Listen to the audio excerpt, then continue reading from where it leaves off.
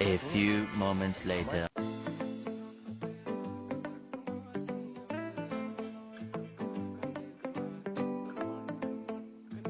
আমি না বাইতাছ আমি না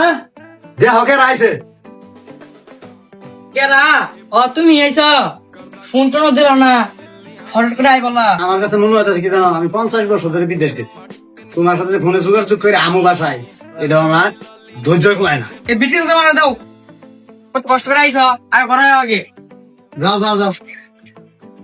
সুজা ভাই সুজা ভাই ও সুজা ভাই বাইতে আছে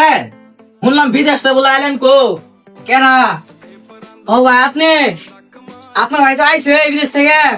অনেকক্ষণ তো জার্নি করে আইছে আচ্ছা দাঁড়ান ডাক দিতেছি না ব্যাপারটা কেমন যেন লাগতাছে ভাই আছে বিদেশ 5 বছর থাকি আইলো তো ভাবির পেটে তো খোলা কে না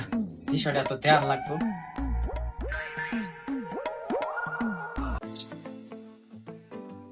তোমার ভাই শুরু বলাইছিল হ্যাঁ তোমার সাথে দেখা করবো দিকে আচ্ছা ঠিক আছে আমি তুমি তাহলে বউ আমি বাজারে যাই যাই চাটা খাইয়া মানুষগুলোর সাথে দেখা সাক্ষাৎ করে গিয়ে আমার ভাইয়ের সাথে দেখা করে গিয়ে আচ্ছা হ্যাঁ হ্যাঁ আচ্ছা কেন আসবি বল ভালো আছো তুই হ্যাঁ ভাই আসি তো ভালাই মেলা দিন পর দেখা সাক্ষাৎ হইলো আপনি আমার লগে একটু ফজলু চাচা দোয়ানে লন কিছু কথা আছে আপনার লগে ও তাহলে দোকানে যাই তুই দোকানে বই থেকে আলাদা করবো চাটা খাই আর মানুষগুলোর সাথে দেখা সাক্ষাৎ করি এ বন্ধু ভাই এ ওকে ব্যাগ করে চা দেন তো ঠিক আছে বসে কিছু কিছু ভাই কথা আছে সবার সামনে কথা যাবো না আপনি একটু আমার লগে চা না খাই একটু ফাঁকে লন কইতাছি তারপরে তুই বলে কি বল কবি হ্যাঁ যাও আরে ভাইয়া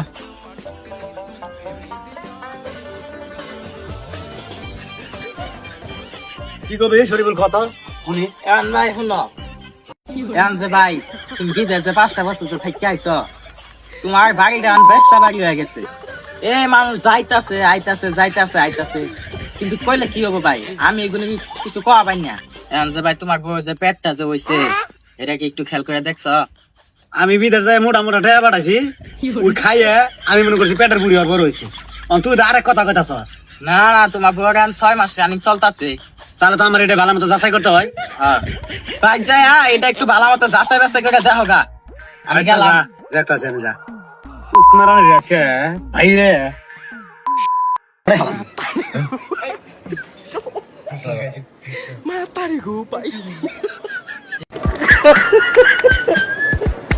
আল্লাহ কয় কি